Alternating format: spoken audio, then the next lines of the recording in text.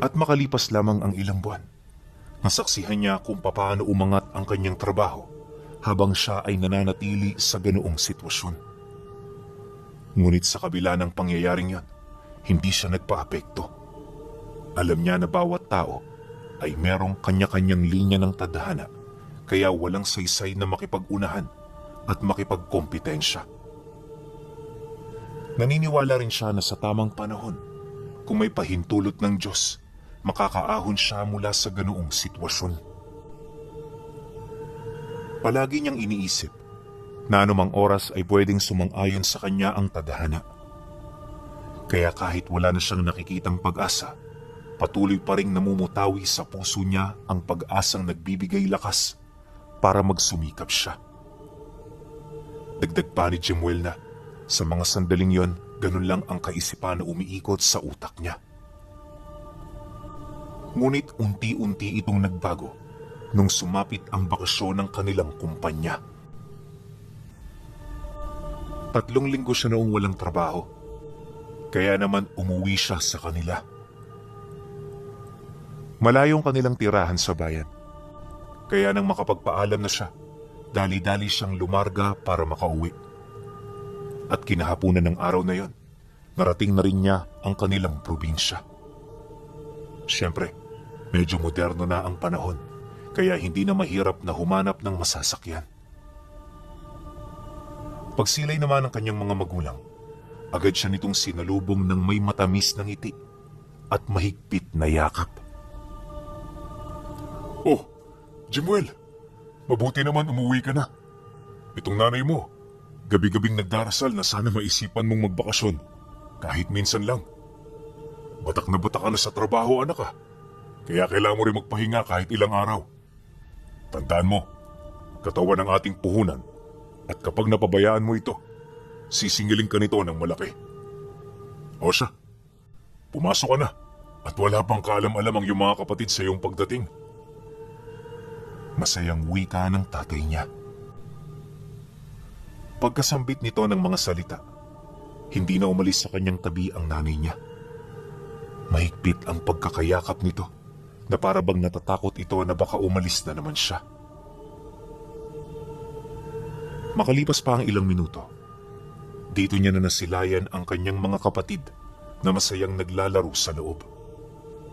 Siyempre, hindi kumpleto ang bakasyon kung walang dalang pasalubong. Kaya nang masipat nito ang kanyang daladala, agad nila yung pinag-agawan.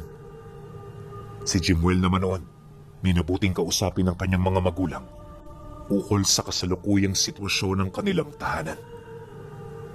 Awa ng Diyos, wala naman siyang nadatnang problema.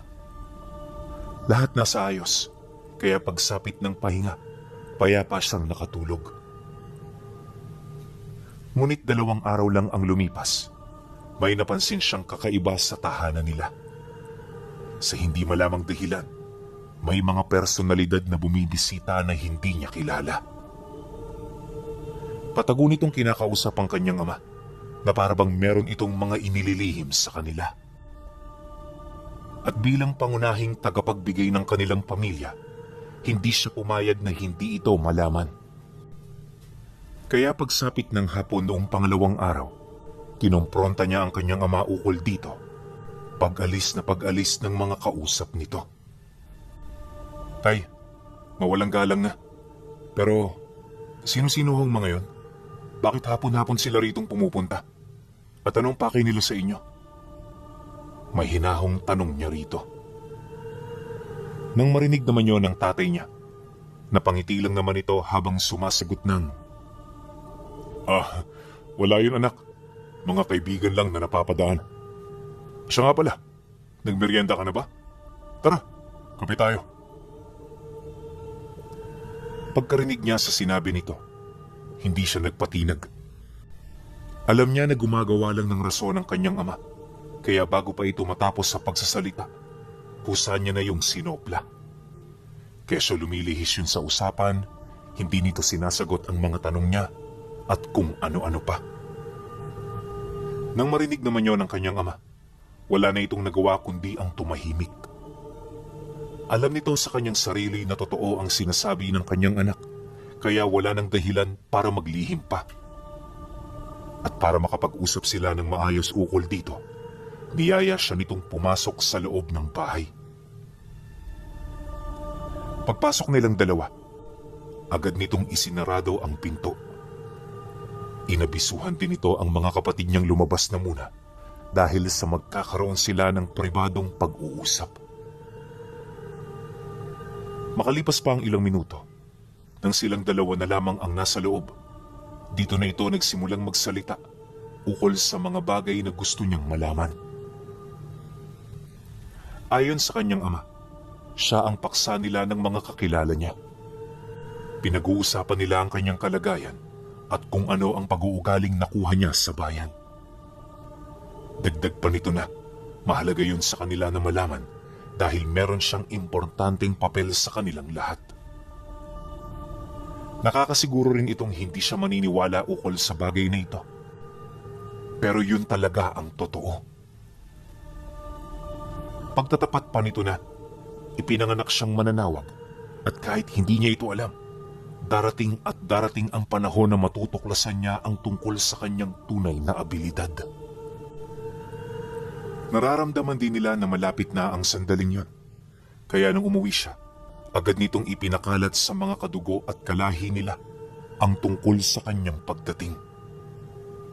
Nabanggit din ng tatay niya na sa mga oras na yon, hindi lang ang pamilya nila ang nagbubunyi. Wala siyang ideya kung gaano karami ang taong natutuwa buhat sa kanyang pagdating. Nang marinig niya ang sinabi nito, agad niya itong ipinahinto sa pagsasalita. Maging siya man kasi, hindi na halos maintindihan ang ibig nitong iparating. Dala ng kuryosidad, agad niya itong tinanong ukol sa sinasabi nitong mananawag. Kahit kasi dialekto nila ang ginagamit nito sa pagsasalita, sadyang hindi niya pa rin maintindihan ang ibig nitong iparating. Matapos naman niya itong mailahad sa kanyang ama, napabuntong hininga lang naman ito habang sumasagot sa kanya ng, maraming klase ng mananawag. May mananawag ng engkanto, mananawag ng kaluluwa, at may mananawag ng mga elemento. Pero sa tatlong uri, merong isang natatangi. At ito ay ang mananawag ng mga aswang. Yan ang nangingibabaw. At ikaw, anak, ang siyang nagtatanga nito. Normal na yun sa ating pamilya. Dahil ang mga mananawag ng mga aswang ay dugo natin ang siyang unang pinagmulan. Nang malaman namin ang tungkol dito, lahat ng kalahi nating aswang ay hindi napigilang magbunyi. Nalalapit na ang kanilang pagpapakilala. Kaya siguro naman saktong-sakto lang ang pag-uusap natin ngayon tungkol sa tunay mong pagkatao. Sa mga susunod na araw, mauunawaan mo ang iilan sa mga abilidad mo. Matapos naman itong ilahad ng tatay niya, agad itong umalis. Hindi na to naghintay sa kanyang magiging reaksyon na para bang nasabi na nito ang lahat ng bagay na gusto niyang marinig. Pagsarado nito ng pinto, nanatili siyang tulala sa kanyang kinaroroonan habang maiging pinag-iisipan ang mga bagay na kanyang narinig. Sa isip-isip niya, napaka-imposible ng mga sinasabi nito sa kanya. Gawa ng ni minsan, hindi niya ito narinig na magsalita ng tungkol sa mga ganoong bagay. Maya-maya pa, pagpasok naman ng mga kapatid niya, tsaka pa lamang siya nahimasmasan. Pagbali niya ng tingin sa nanay niya, dali-dali niya itong nilapitan para magtanong ng tungkol dito. At kagaya ng inaasahan, sinang-ayunan nito ang lahat ng sinabi ng tatay niya. Ito rin ang nagudyok sa kanya na bigyan ng pagkakataon ng pamilya nila na makapagpatunay na hindi sila ang tipo ng mga nilalang na ubod ng sama. Oo, kumakain sila ng karne ng tao, pero nagaganap lang ito kapag may okasyon. Maigi rin nilang pinipili ang kanilang mga biktima nang sa gayoy wala silang mabiktimang inosenteng tao. Nang marinig naman niya ang sinabi nito, di na siya nagsalita pa. Sa punto kasing yun, magkaiba ang kanilang pananaw. Kahit anong gawing pagtakip ng nanay niya ukol sa pagpatay ng tao, mananatili itong mali sa kanyang paningin. Kinagabihan, kagaya ng mga sinabi nito, muli niyang nasilayan ang pagbisita ng kanilang mga kadugo. Subalit sa pagkakataong yun, hindi ito nagmamadaling umalis. Nanatili ito sa labas ng kanilang bahay hanggang sa abutan na ito ng takip silim. At sa pagtalikod ng araw, dito na siya pinatawag ng kanyang ama. Sapilitan siya nitong pinalabas hanggang sa makaharap na niya ang mga kadugo niyang sinasabi nitong mga aswang. Sa unang tingin wala naman siya roong napapansing kakaiba. Pero habang tumatagal ang pagmamasid niya, unti-unti niyang napagtatanto na meron ngang nagtatagong dyablo sa likod ng maamong mukha ng mga ito. Ilang oras pa ang lumipas, habang nasa kasagsagan na ng kalaliman ng gabi. Dito niya na unti-unting napapansin ang tila bang pagkilos ng mga ito. Maya-maya pa, nang magsitayo na ang lahat ng mga nilalang na nasa harapan niya, dito na ito nagsimulang magdasal kasabay ng dahan-dahan itong paghubad ng kanilang mga kasuotan. May mga pinagpasapasahan na rin itong itim na langis na marahan itong ipinapahid sa kanilang mga balat. Pagkatapos titingala sila sa buwan habang patuloy na nagsasambit ng mga kataga. At pagkaraan lang ng ilang segundo, nasipat niya na nagkukusa ng umusli at umunat ang mga buto nito. Nagbigay ito ng matinding sakit sa mga nilalang, dahilan para lumupasay sila sa lupa. At habang inuunat nila ang kanilang mga katawan, dito niya na nasilayan ang mabilis nitong pagpapalit ng anyo. Pagputla ng mga balat nito, agad na nanlisik ang kanilang mga mata, kasabay ng pagkalagas ng lahat ng balahibo sa katawan nila. Nawala na rin ang kanilang kasarian, kaya hindi mo na halos matukoy kung sino ang lalaki at babae sa mga nilalang. Bawat isa ay magkakamuka, na parabang iisang persona lang ang mga ito. Matapos ang pangyayaring yan, tsaka pa lamang binalot ng katahimikan ang buong paligid. Paunti-unti, binasag ito ng malalalim na pag-angil ng mga nilalang hanggang sa sabay-sabay na itong magsiatungal na parabang nasisiraan ng bait. Sa muling pagtahimik ng mga ito, dito na lumapit sa kanya ang gabunan ng lahi nila. Ayon sa kanyang ama, sa kanilang lahat ang matandang yon ang may pinakamalalim na karanasan sa mga bagay-bagay. Ito rin ang nakakuha ng pinakamalakas na bertud ng kanilang lahi, kaya walang kahit na sino ang tumututol sa pamumuno nito. Magwawalong dekada na rin yung namumuno sa kanila, kaya kilalang kilala na nila ang pag-uugali nito. Dagdag pa ng kanyang ama na maging ang gabunan nilang yon, luluhod sa kanyang harapan kung ito ay nanaisin niya. Pagkarinig niya sa sinabi nito, di na siya nagdalawang isip na yon ay subukan. Medyo naintriga kasi siya sa kanyang abilidad, kaya kahit may pagdududa, sinunod niya at pinaniwalaan ang tatay niya. At sa hindi malamang dahilan, sinunod nga yon ng mga kalahi niya. Ang kaso lang, kahit nasaksihan na ito ng sarili niyang mata, hindi pa rin siya makapaniwala. Kasi ang iniisip niya nung mga sandaling yon, kilala siya ng mga ito. Maaari ring nagkausap na ang mga nilalang upang ipamukha sa kanya na meron nga siyang abilidad. Kaya naman dala ng pagdududa, tinanong niya ang kanyang ama kung pwede rin ba siyang tumawag ng mga aswang sa ibang lahi. Nang marinig naman ito ang sinabi niya, agad naman yung sumang-ayon. Yun nga lang, hindi ito magiging magandang ideya dahil posible lang itong pagmula ng gulo. Hindi nito kayang maitanggi na seloso ang kanilang lahi, kaya sa sandaling may ibang lahi na makaagaw sa kanyang atensyon, hindi malabong pagpapatayin nila ang mga ito. Dagdag pa ng kanyang ama, ito rin ang magiging mitya ng mga duelo at pagtutunggali upang malaman kung sino ang pinakamalakas na angkan. Dahil sa sinabi nito, napangiti lang naman siya habang sumasagot ng, "Huwag kayong mag-alala, Tay. Para sa akin, tayo ang pinakamalakas. At hindi naman ako gagawa ng hakbang para ikapahamak ng ating mga kauri. Siyempre, sa inyo ako papanig. Kaya sa sandaling may mainggit, ipapapatay ko sa kanila ang lahat ng aking mga tinawag." Dahil sa kanyang sinabi, hindi na tumutol ang kanyang ama. Matapos nilang makapag-usap, itinuro ng gabunan nila ang iilan pang lihim at pamamaraan ng pagtawag sa ibang lahi.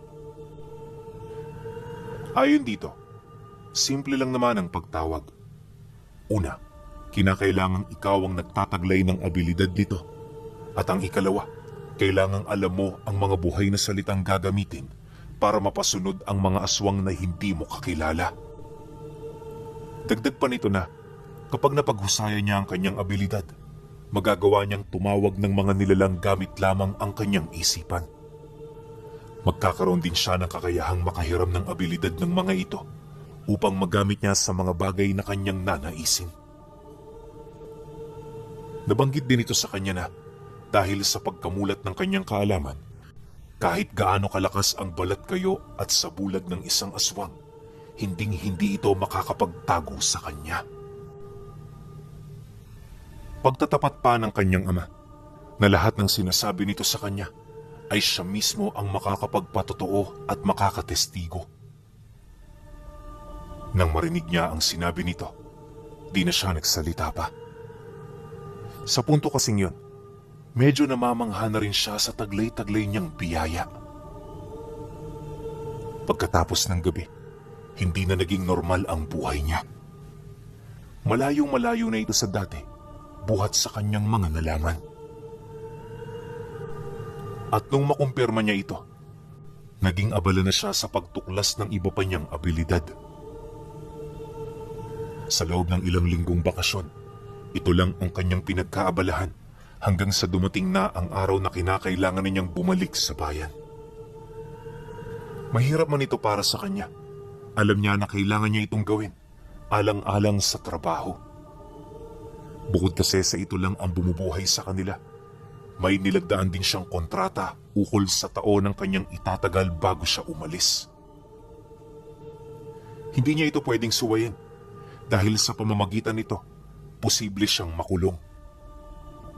Maliban pa ron, di pa niya tapos bayaran ang utang ng pamilya, kaya kahit gusto niya nang manatili sa lugar nila, napilitan siyang bumalik. Pagdating niya ng bayan, hindi na kagaya ng dati ang kanyang mga nakikita. Sa kanyang paningin kasi, samot-saring nilalang na ang kanyang nasisilayan na nagbabalat kayo upang makibagay sa mga tao. Marami rito ang mga aswang, kaya hindi niya mawari kung papaano ito naging posible. Gayunpaman, sadyang hindi niya kayang talikuran ang kanyang mga nasisilayan. Subalit sa kabila ng lahat ng iyon, pinilit niyang mabuhay ng normal. Alam ni Jimuel na hindi niya kalaban ng mga ito, kaya wala siyang dapat na ipagkabahala. Nakakasiguro rin siya na kilala siya ng mga ito, kaya anumang oras pwede niya itong matawag kung sakali mang magkaroon siya ng problema. Akala niya hindi niya magagamit sa lugar na yon ang kanyang abilidad, pero nung may makatagpo siyang babaeng nagpatibok ng kanyang puso, dito na nagsimulang mag-iba ang simoy ng hangin. Sa hindi malamang dahilan kasi, bigla na lang siyang naging seloso at agresibo sa mga taong nakakalapit nito. Ultimo nga ang kanyang mga kaibigan sa trabaho pinagseselosan niya, lalo na kung nakikita niyang kakaiba ang pagtitig nito sa kasintahan niya. Noong una sinubukan niyang unawain ng mga bagay-bagay, pero sa katagalan na paulit-ulit itong nangyayari, tila bang narindi na rin siya. At mas lalo ring lumala ang sitwasyon noon nang malaman niyang niyayaya ng isa sa mga katrabaho niya ito na lumabas. Sa galit ni Jimuel, agad niyang kinumpronta ang lalaki, ngunit imbis na humingi ng tawad, tila bang ito pa ang nagalit. Kesyo, Wala siyang karapatan sa babae dahil hindi pa naman niya ito asawa. Kagustuhan din ito na sumama sa kanya at di hamak na mas magandang lalaki ito kumpara sa kanya. Nang marinig niya ang tungkol dito, nang dilim ang kanyang paningin at dala ng bugso ng damdamin, hindi niya na nakontrol ang kanyang sarili. Walang sabi-sabi, bigla niya itong sinapak hanggang sa magpang-abot na silang dalawa. Ngunit dahil sa mas malaki ang pangangatawan nito kumpara sa kanya, siya ang natalo sa bandang huli. Halos mumugi ni Jimuel ang kanyang mga ngipin dahil sa tindi ng bugbog na kanyang natanggap. Isang linggo rin siya noong hindi nakapagtrabaho, gawa ng iyong mukha niya, balot na balot ng benda. Hindi rin niya maimulat ng maayos ang kanyang mga mata dahil maliban sa pamamaga, dumugo rin ang loob nito. Subalit nang gumaling na siya, dito na siya nagdesisyong gamitin ang alas na hawak niya. Pagsapit ng gabi, buong galit niyang tinawag ang mga malalakas na aswang na naninirahan sa bayan. Matapos niya itong gawin, ilang minuto siyang naghintay hanggang sa dito niya na nakita ang 3 matatandang lalaki na naglalakad papalapit sa kanyang pinagtitirahang bahay. Pagpasok nito sa kanyang bakuran, agad niya yung niyaya sa loob. At nang maisarado na nito ang pinto, di ito nagdalawang isip na lumuhod sa kanyang harapan habang inilalahad ang kanilang kagalakan buhat sa kanyang naging pasya. Matapos naman niyang marinig ang formalidad ng mga nilalang, di na siya nagdalawang isip na ibigay dito ang kanyang utos. Pagkarinig naman ng 3 sa kanyang sinabi, agad naman yung nagsitinginan na parabang naghahanap ito ng kasagutan sa bawat isa. Maya-maya pa, pagsilay ng matandang nakaluhod sa pinakagitna, sumagot ito sa kanya ng, "Masaya kami bilang inyong lingkod na tuparin ang inyong kahilingan. Makakaasa ho kayo na bukas wala nang balakid sa buhay ninyo. At kung may magtatangka pa sa inyo, kami na mismong bahalang magligpit dito." Pagkasambit nito ng mga kataga, nagpatuloy ang kanilang pag-uusap. Maingat nilang ginawa noon ang plano upang hindi siya mapabilang sa mga taong maaaring sangkot sa mga mangyayari. Ang kaso lang, nung maisakatuparan na ito ng mga gabunan, siya kaagad ang naturong pumatay sa kanyang kasintahan at sa bago nitong kinakasama.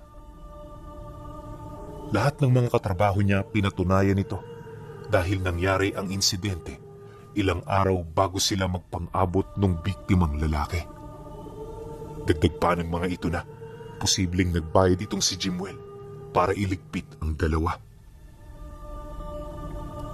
Nang malaman naman yon ng kumpanyang pinagtatrabahuhan niya, ora mismo siya nitong sinibak. Agad din siya nitong ipinatugi sa otoridad para dakpin at maimbestigahan ukol sa mga nangyari. Dala ng kanyang takot, dali-dali siyang pumuslit ng bayan. Wala siyang balak na umuwi sa kanila, buhat sa panganib na naghihintay, hindi lang sa kanya kundi maging na rin sa kanyang pamilya. Dahil dito, kaya na may naghanap siya ng mga lugar na pwede niyang mapagtaguan pansamantala. Mabuti na lang may mga malalapit na bundok sa bayan, kaya bago pa siya mahanap ng mga otoridad, nakapagtago na siya. Sa isang liblib na parte ng bukid na malagi itong si Jimuel, kasama ng iba't ibang lahi ng mga aswang, mga sigbin at maranhig. Ayon sa kanya, na nung mga sandaling yon pakiramdam niya napakamakapangyarihan niya. Lahat kasi ng nilalang na sumailalim sa kanyang puder, nakakaya niyang utusan ng walang kahit na anong kapalit. Ang pamumuga din ng mga ito sa kanyang pinagtataguan ay para lamang siya ay mapagsilbihan. Sa paglipas ng mga araw, naging komportable ang kanyang buhay sa lugar. At kahit malayo siya sa bayan, napapakinabangan niya pa rin ang mga produktong nagmumula rito. Kapag umaga kasi, Pumupunta roon ang mga aswang para magnakaw ng mga kailangan niya. Marami rin itong ginagawa sa mga tao roon upang makalikom ng balita at ulat ukol sa mga kasalukuyang nangyayari. Akala niya nung una ligtas na siya. Pero hindi niya alam, may mga tao na rin palang naghahanap sa kanya. Grupo yon ng mga mersenaryo na ayon sa mga katrabaho niya, binayaran ng pamilyang lalaking pinatay niya. Bagaman hindi niya natunugan kung saan ito magmumula, batid niya na paparating ito sa kanilang lugar upang makuha ang hustisyang hinihingi ng mga biktima. Pagpasok ng mga mersenaryo sa bundok kung saan siya naninirahan, agad niyang inutusan ang mga aswang na kumalat. Nagpagala-gala na rin noon ang mga sigbin upang bitagin ito ng kanilang bagat. Yun nga lang, hindi yun naging madali dahil sa tangan ng mga itong pangontra. Kaya imbis na mapigilan nila ito sa paanan ng bundok, malayang nakausad ang mga mersenaryo papalapit sa lugar kung saan siya naroon. Nang marinig naman niya ang ulat ng mga tagapagmasid nila, inilahad ng mga gabunan na papaslangin na nila ito sa pagsapit ng gabi. Dagdag pa nito na, ipag-utos lamang niya, hinding-hindi nila ito pakikitaan ng awa. Ngunit nang marinig yun ni Jimuel, napangiti lang naman siya habang sumasagot dito ng, "Hayaan niyo na munang makalapit. Pabayaan niyo sila dahil ang mga katulad nilang mahihina ay hindi dapat gaanong sineseryoso. Palapitin niyo sila rito nang malaman nila kung gaano ka makapangyarihan ang mga demonyong kanilang kinakalaban." Nang marinig ito ng mga gabunan, agad naman yung sumang-ayon. Matapos ang pag-uusap, isang buong gabi pa silang naghintay hanggang sa tuluyan ng makalapit ang grupo. Kaya sa pagsapit ng dapit hapon, dito na siya nagbaba ng kautusan na sugurin ang mga ito. Nang malaman niyo ng mga gabunan, dali-dali itong bumaba ng bundok kasama ang kanilang mga nasasakupan. Ayon sa kanya, 6 na lahi ang sumugod sa mga mersenaryo. Lahat ng direksyon dinaanan nito, kaya nung atakihin na nito ang grupo, hindi nila maipagkakaila na nagulat ang mga kalaban nila. At sa loob lamang ng ilang minutong pakikipaglaban sa mga ito, mabilis nila yung nasukol hanggang sa mapabagsak ang kanilang mga depensa. Kalaunan, pagsilay ng mga nilalang na sugatan na ang mga mersenaryo, agad nila itong dinala sa kinaroroonan niya. At nung makaharap na niya ang mga ito, isa-isa niya yung tinanong ukol sa nag-utos sa kanila na paslangin siya. Nang marinig naman ng mga ito ang kanyang sinabi, sinubukan itong magmatigas, pero sa bandang huli, wala na rin yung nagawa. Kahit anong gawin nilang pagtatakip sa utak ng kanilang operasyon, sadyang hindi nila magawang mapangibabawan ang sakit na dulot ng pagpapahirap sa kanila ng mga nilalang. Pagkakuha niya ng impormasyon, sa kanyang utos, parang grupo ng mga paniking nagsiliparan ang mga aswang na kanyang tinawag. Nung maglaho na ang mga ito, agad niyang inutusan ang mga natira na gawing pagkain nila yung mga nahuli nila. Nang marinig naman ito ng mga nilalang, labis nilang ipinagbunyi ang kagandahang loob ng kanilang pinuno. Maya-maya pa, dahil sa mga karneng nalikom nila, nagkaroon sila ng selebrasyon pagtungtong ng hating gabi. Ilang oras pa ang lumipas, bago sumapit ang 4:00 ng madaling araw, bumalik ang mga gabunan, bit-bit ang ulo ng mga taong kanyang pinapatay. Matapos nila itong maisakatuparan, dito niya napagtanto na hinding-hindi na siya makakabalik sa buhay na kinamulatan niya. Nakakapanibago man, masayang-masaya pa rin siya sa kapangyarihang taglay niya. Kaya sa paglipas ng mga buwan, payapa siyang nanirahan sa kabundukan. Isang beses sa isang buwan, bumababa siya rito upang bisitahin ang kanyang mga magulang. Kahit papaano masaya naman ang kanyang pamilya sa nangyari sa kanya. Dahil kahit ganun siya, alam niya na nakapagtayo na siya ng imperyong siya mismo ang namamahala.